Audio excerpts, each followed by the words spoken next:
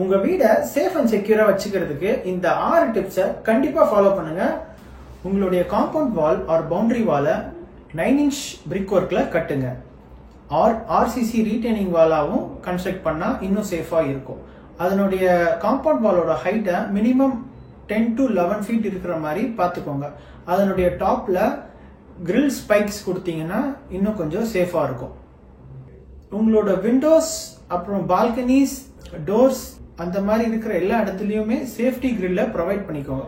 Balcony Grylls அப்புறம் French door Grylls எல்லாமே எஸ்தெட்டிக்கலாவும் சேஃப்டியாவும் இருக்கிறதுக்கு இன்விசிபிள் கிரில்ஸை நீங்க யூஸ் பண்ணலாம். சிசிடிவி கேமரா உங்க வீட்டை சுத்தி ப்ரொவைட் பண்ணிக்கோங்க. அது எப்படி இருக்கணும் அப்படின்னா, உங்க வீட்டை கிராஸ் பண்ணியோ உங்க வீட்டு வழியாவோ யாரு போனாலுமே அட்லீஸ்ட் ஒரு கேமரா இருந்து அடுத்த கேமரா வரைக்கும் அவங்களுடைய மோஷன் கவர் ஆகிற மாதிரி இருக்கணும். அதுக்கேற்ற மாதிரி சிசிடிவி டெக்னீஷியன் வச்சு கரெக்டான கான்ஃபிகரேஷன்ல செட் பண்ணி வச்சுக்கோங்க.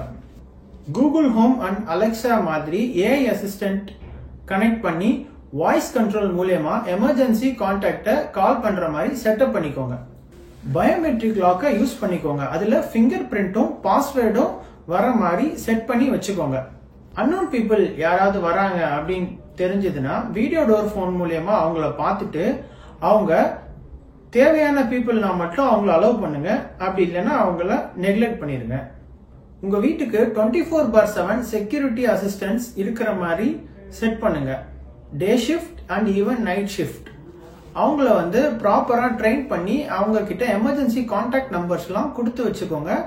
அது கூட ஒரு ட்ரெயின்டு டாக்ஸ் இருந்தாலும் ரொம்பவே அட்வான்டேஜா இருக்கும். உங்க வீடை சேஃப் அண்ட் செக்யூரா வச்சுக்கிறதுக்கு இந்த 6 டிப்ஸை ஃபாலோ பண்ணுங்க. மறக்காம சேவ் பண்ணுங்க.